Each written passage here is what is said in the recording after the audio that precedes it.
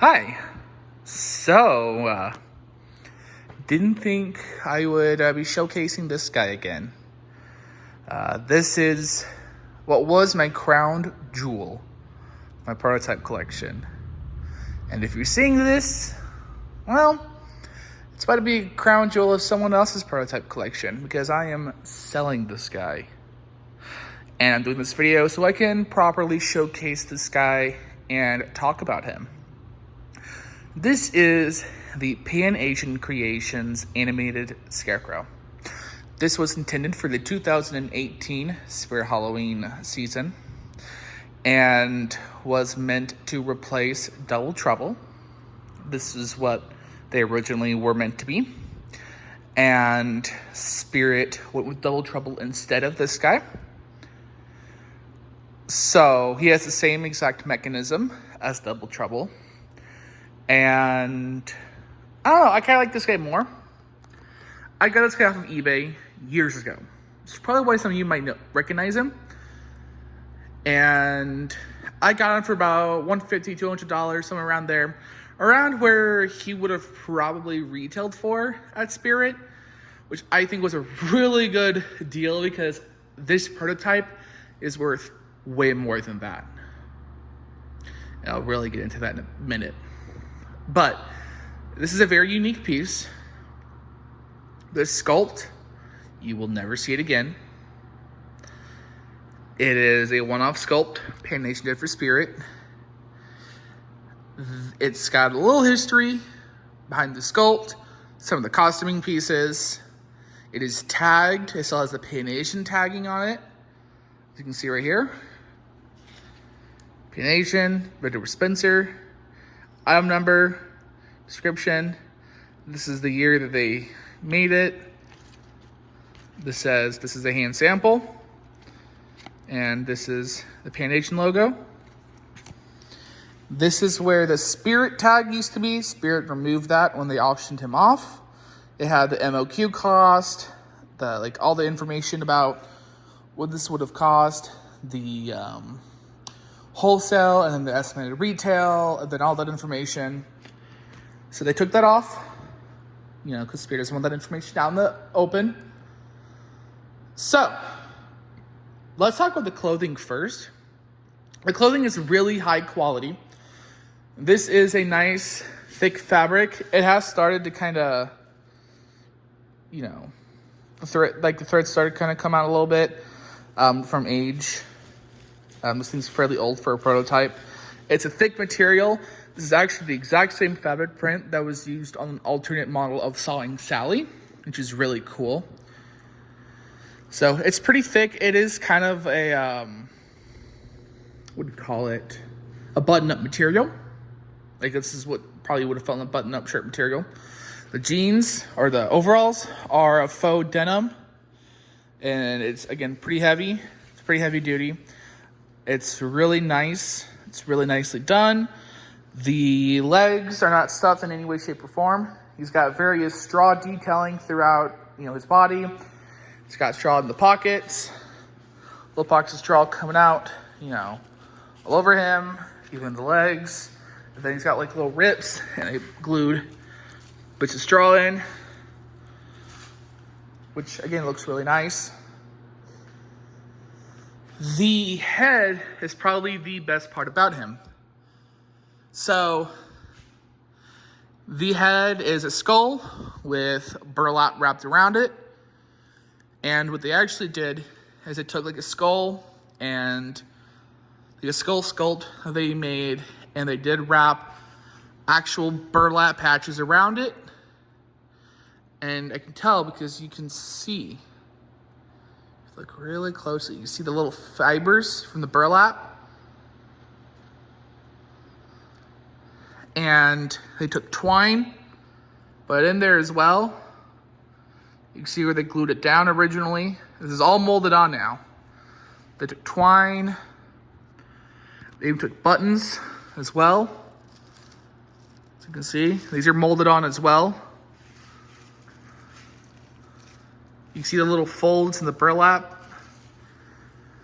And they molded it. They did a cast. and it is probably the most detailed sculpt I have ever seen from Pan Asian. He even has like an actual tongue in his mouth. It's really well done. His teeth, very well done. They have a little bit of paint chipping here. It's been like this since I've had them, but this is all hand sculpted. This is the first sculpt. This is the original. Super well done. Hand braided straw throughout the head. And then he's got this burlap kind of bandana. Then the burlap hat. He laughs, plays crow cawing. His mouth lights up red. He moves his head side to side really slowly. He is try me, I believe also sound activated. So I'll show you the try me function. It is right here. This is the original sticker. I never removed it, never glued it, never nothing. I've left it just as is.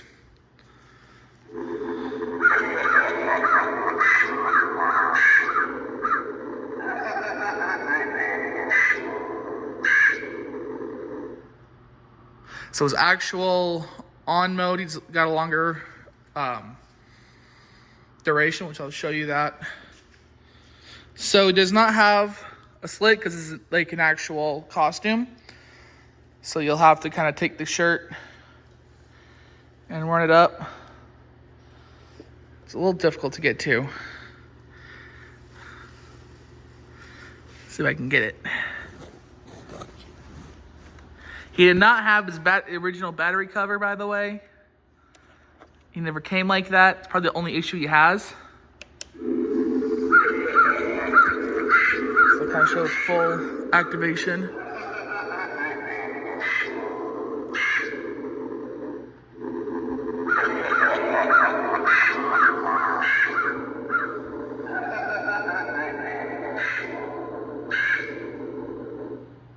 So he just cycles through that twice. I'll show you that in the dark. I think I'm gonna go again. Sensor's a little finicky.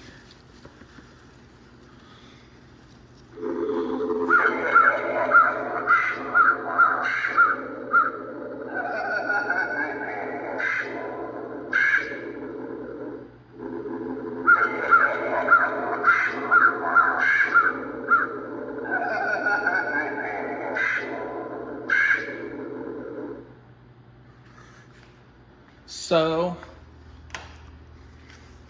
yeah, I've not altered him in any way, shape, or form. I have kept him exactly as he's been since the day I've had him. His straw's a little weird. Again, it's always been like this too. There he goes.